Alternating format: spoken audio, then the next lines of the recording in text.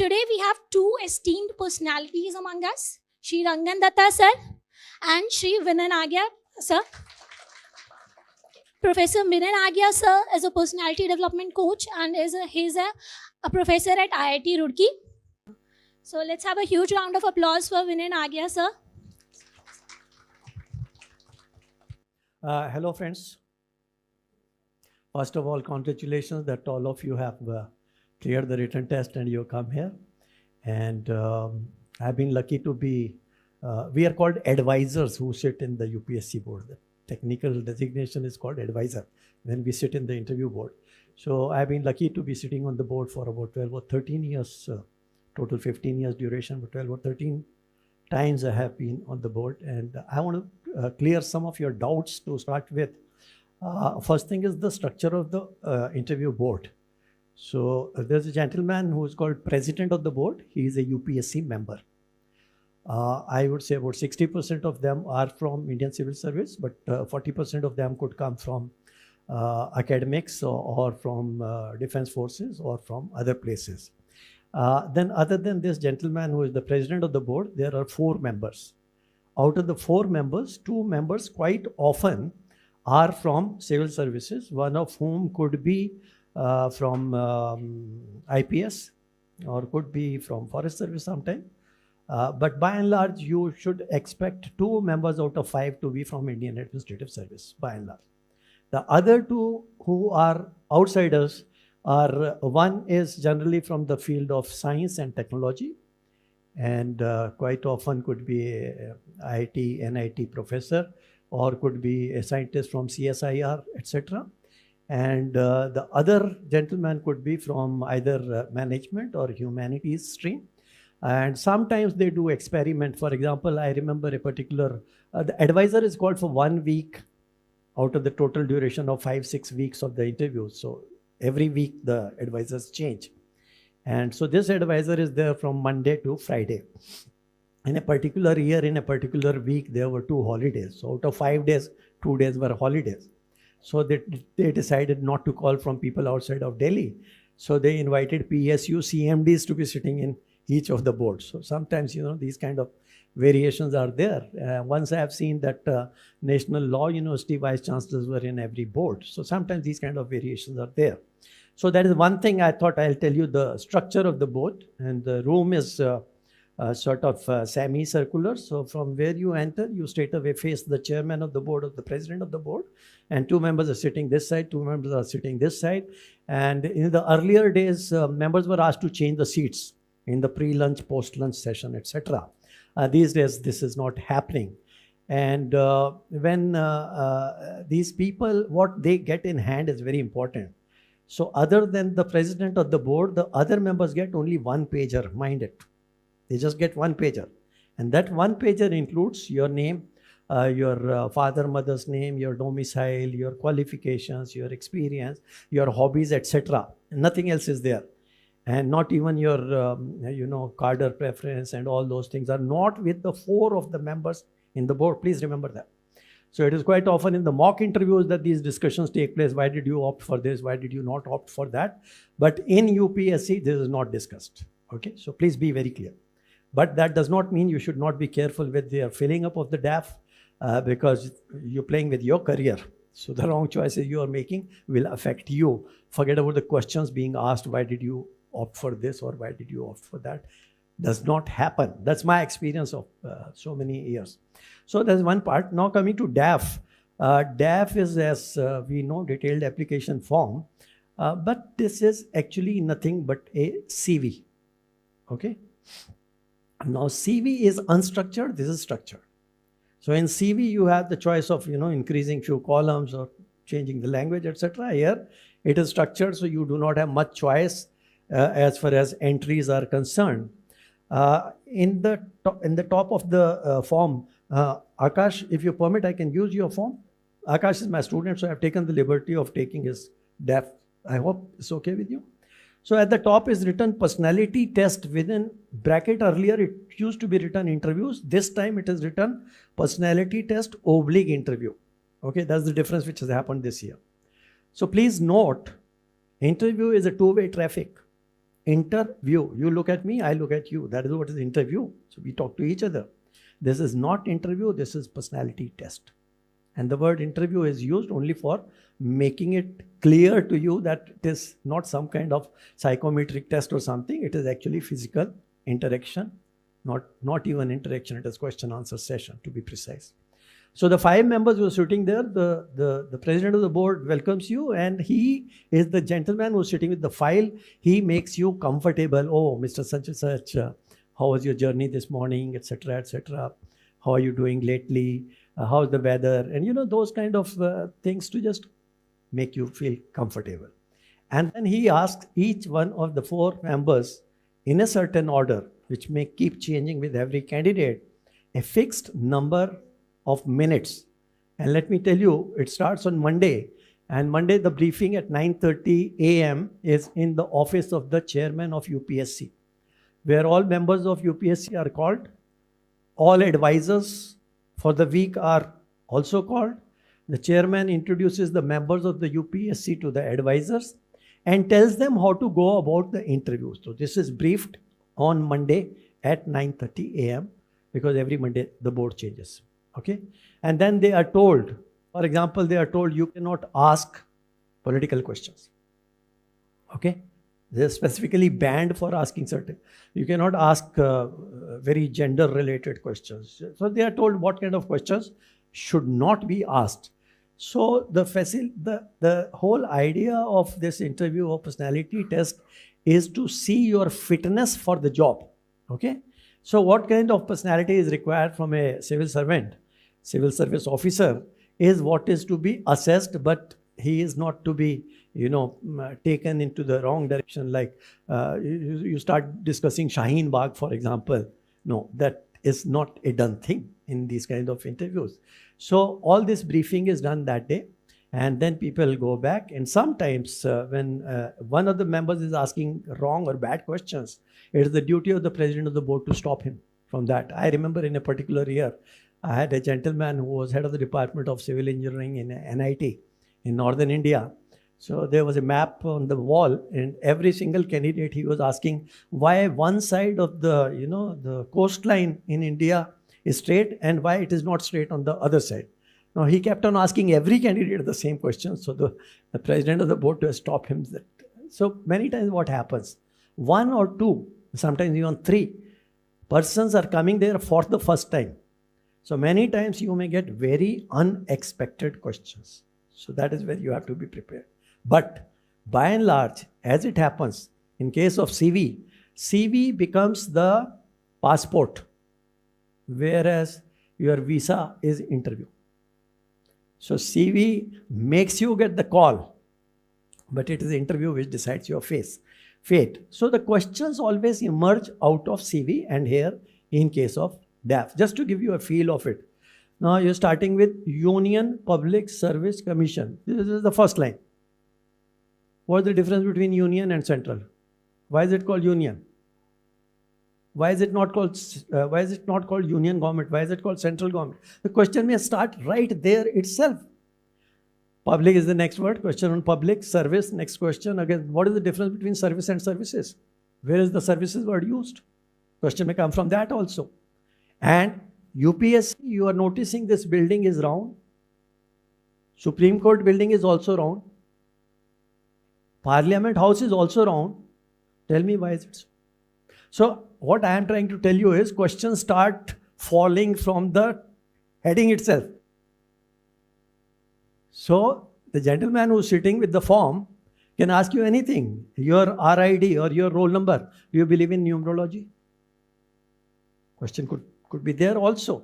So DAF is something you have to take most seriously for preparing for your interview. Okay? So let's go to email, for example.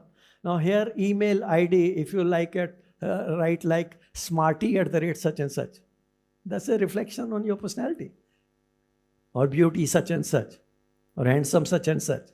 Now that shows your character and your personality. So you have got to be careful with all such things. Okay, so here you do not have choice to give 2 email IDs or 2 phone numbers, whereas in a standard CV you should give more than one, because if one is not working, at least the second one gets you the message. But unfortunately here it is already structured, so you can't give 2 phone numbers or 2 email IDs. And then your questions start right from which place you were born in. Now, if you're born in Meerut, for example, why Meerut is spelled like Meerut? Now, if you are smart, you should have known that Meerut spellings have changed in the year 1963. Right? Now, history, demography, geography, important institutions, all kinds of questions relating to Meerut could be asked. So you have to prepare for it. So the DAF is that important and that relevant. I just wanted to draw your attention to that. And as sir said rightly, if your father is in business, you should know about the revenue of his business. You should know very basic things about that business. But if you are completely blank and your father is in business and you know nothing about his business, that is a very poor reflection on you again. So you have to look at all these things in a very careful manner before filling up. Now I come to education. Now education is very important. Obviously, you will be asked, oh, you are from such and such institution. And which act is it governed by? For example, you are from Lucknow University. So they'll ask, is it a central university or is it a state university? So you say it's a state university. Then you say, is it a government funded university? It's not a government funded university. Then you are asked who is the vice chancellor. Then how does the system work? So you could be asked 10 questions on Lucknow University or whichever place you are coming from. Then like I have this form with me. Here all marks are very good except the marks in graduation are low. So graduation marks are low. No, sorry. So if graduation marks are low, a teacher like me, there may be 1 or 2 sitting in the board. So natural question will be, why is it that you have scored poorly in graduation, whereas you have done very well in 10th and 12th? So you have to answer this question. Likewise, my experience in case of engineers, I would think that by and large, about 70 to 80% candidates are engineers who come for the interview. They have not prepared anything on technology because they got too engrossed and engaged in sociology and political science and things like that. And they have forgotten all about technology. So if something is asked on metaverse or something is asked on Jeff Bezos or something is asked on why the tech stocks are falling in USA and you have not prepared, that's a poor reflection, which is my observation in case of engineering students. Lack of knowledge of technology, especially the emerging trends, especially the latest things happening, is the most common thing which I come across. So in case of educational institutions, you have to be, sir gave example of schools, Catholic versus Protestant, etc., etc. But whichever kind of, you come from IIT Roorkee, the question could be, what is NIRF ranking of IIT Roorkee? No. What is NAC ranking of IIT Roorkee? Why is it good or why is it bad? Whatever it is. How is an IIT different from IIM? Why IIT has a brand name? Don't you think it will be liquidated with new multiple IIMs coming up left, right, and center? Will it not destroy the brand of IIT? Now, these are questions which will automatically come looking at your DAF form. So, education was another area, and most important, sir has asked me to cover things like sports, NCC prize, medal, scholarships, and other curricular activities and interest, which partly I'll cover now and mostly in question answer session. So for example, he has written, led a team of students initiative for integrated rural development to teach children of class 4 and 5 for Jawahar Navodaya Vidyalaya entrance exam. This is what he has written in the leadership column. I'll repeat. Led a team of students initiative for integrated rural development to teach children of classes 4 and 5 for Jawahar Navodaya Vidyalaya entrance exam. Now the question could be, what made you go for this initiative. And what is this initiative? So he'll have to describe what is this initiative, students' initiative for integrated rural development. Now, if he does not know much about it, he should tell it briefly. If he knows more about it, then he should say, sir, this had become the basis of Unnat Bharat Abhiyan. If he wants to talk still more about this, then he should say, Unnat Bharat Abhiyan has been included as course curriculum by UGC. Then he should go further than that. Then he said, as per NEP 2020, there's a latest document called Fostering Social Responsibility 2.0, which is the revised version of Unnat Bharat Abhiyan, which has been integrated in NEP 2020. Now, it's a small thing which has been asked. What is students' initiative for integrated rural development? And he can take the discussion to a very long way if he wants. If he does not want, he may not even write the word students' initiative for integrated rural development. He can concentrate only preparing class 4 and 5 students of Jawahar Navodaya Vidyalaya for entrance exam.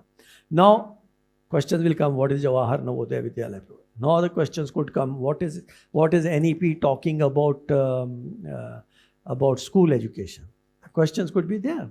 So I'm just giving example. There's just one thing which he has written can lead to so many different things. So when you write whatever you write, okay, as sir said, you have to be precise. You have to have right choice of words, because all questions will come out of what you have written. Okay. Now the question could be that should I write many things relating to my school time and college time, or should I write less? So my answer to that is, please write what you can talk about, what you can defend, what you would love to talk about. Otherwise, just don't fill up the form for the heck of filling it up. There is no point. So if the form is less filled, it is not taken badly. Please remember that. If the form is overfilled, it does not get you any extra marks. That also you should know. But what you wrote, can you discuss that? Can you defend that? That is very, very important. For example, he had written in other extracurricular activities, solving Sudoku puzzles, visiting remote natural landscapes, motorbiking in hilly areas. So I suggested to him, please do not write visiting remote natural landscapes. It is too vague. Visiting remote natural landscapes. He gave me an example, Ladakh. I said, that's fine. Next question will come on Ladakh. Why do you go there? What do you see? Do you do documentation? What good it has done to you? All kind of questions will come on a thing which will be very difficult to defend. So what you cannot defend, I think you should not invite trouble in that area. All right. So this is just, I have given a few examples from his this thing. Now this is another one here, which is in front of you. You can read this. Now I am one of the members, advisors in the board. There is so much is written. My attention goes to the last line. Playing guitar. My question will be, do you play Hawaiian guitar or do you play electric guitar? Do you play professionally or you are an amateur? Do you go for various kinds of events? Have you participated or not? Do you go for competitions or not? How long have you been playing guitar? All these things will come only after the last one. And if somebody has written a thing like reading Shairi, I would be very, very offended on that. Now, this is inviting huge trouble. Reading Shairi is like inviting huge trouble. Likewise, reading, just writing reading, which is very common. I've seen people write reading. Reading means you are inviting a lot of trouble because all the people sitting there have read much more than you have read. So you are in trouble. So reading is something I will never recommend anybody to write.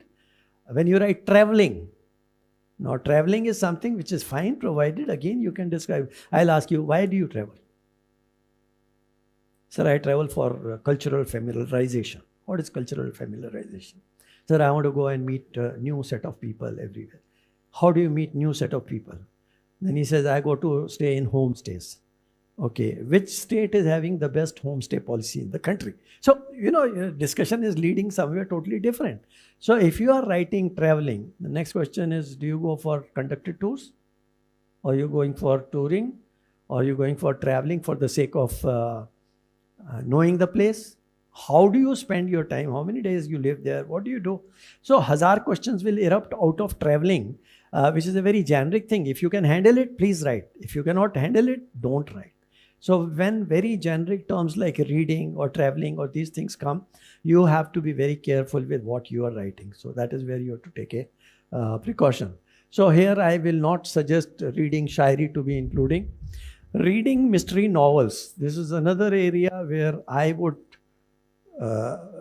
like the candidate to be wary about it, because people on the other side, anything reading, the chances are they would have read much more. And the chances are you are inviting trouble to be grilled. So that is avoidable. Now, if you start from the top, silver medal in inter-year cricket championship. Okay. Now, most of the people will realize cricket in IIT is nothing. So don't waste your time on that. Now you come to second position, dramatics. What did you do in dramatics? Are you a director? Are you an actor? What do you do? So these kind of questions will emerge. Weightlifting, again, represented IIT Ropar in inter-IIT sports meet. This is interesting because it is inter-IIT. Did you get a prize? What kind of weightlifting you do? How much weightlifting? What is the size of weights you lift? Cricket, played at college level as right arm leg spinner. Right arm leg spinner means all questions on all kind of bowling will certainly come.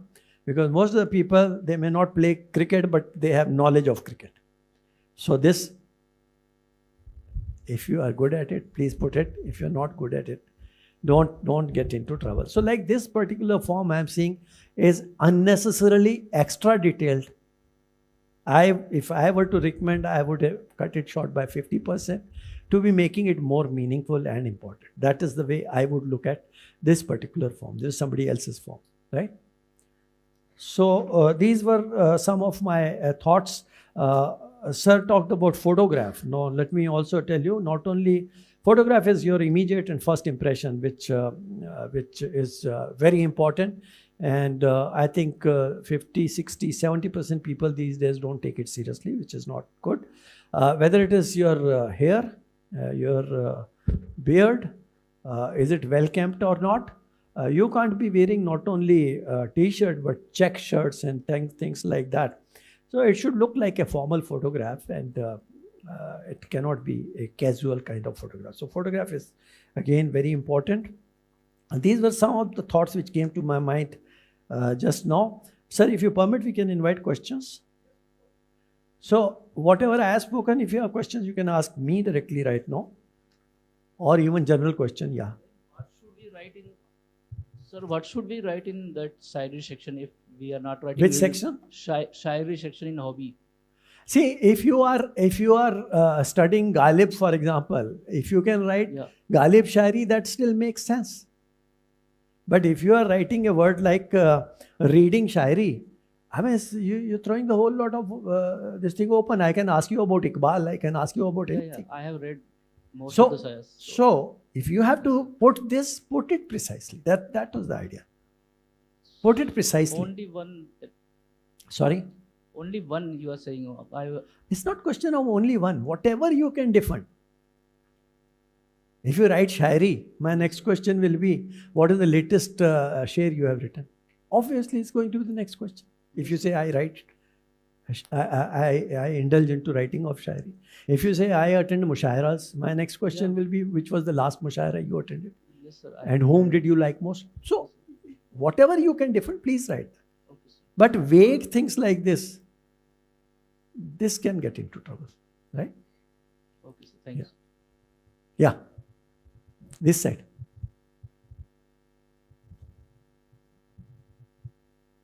Good evening, sir. Yeah. Sir, actually, in this first field, prize medal and this, actually I did normal BA program from Delhi University. So in sport, actually I do not have a hobby. So I'm just thinking what to write in hobby. or should I keep first two things blank?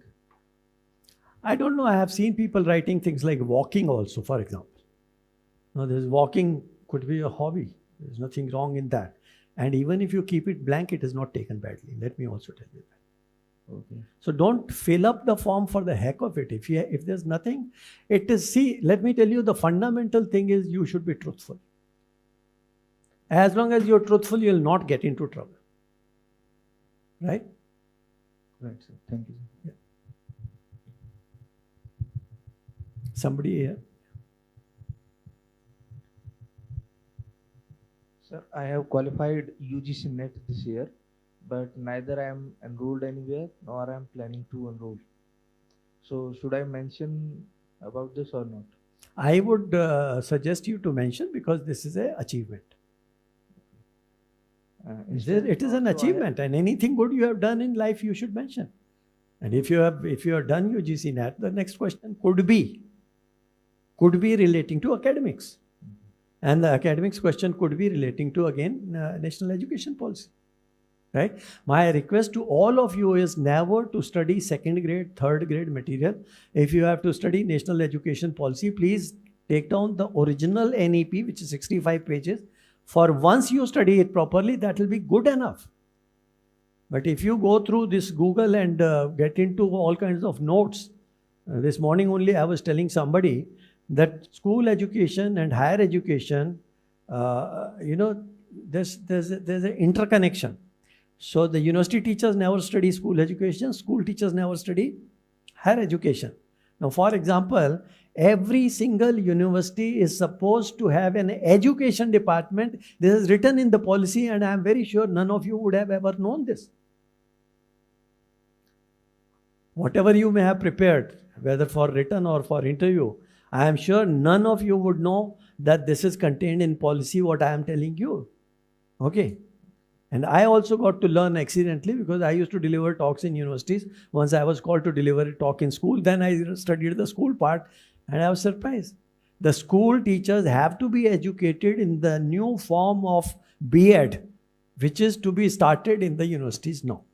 And it is compulsory for all universities to have this new education department and new B.Ed program.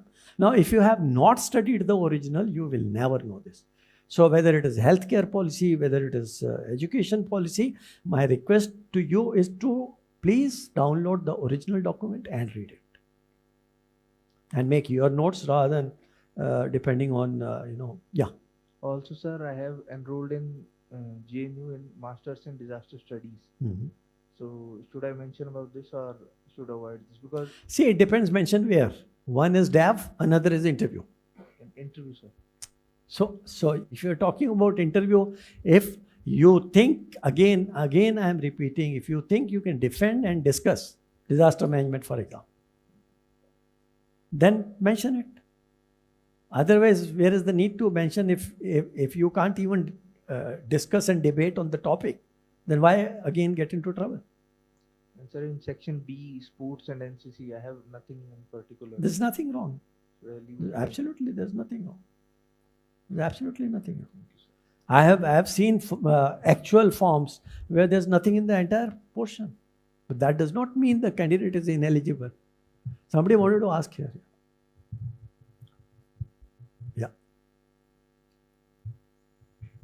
Sir, can I continue? Okay. Good afternoon, sir. I have around 8 years of IT experience.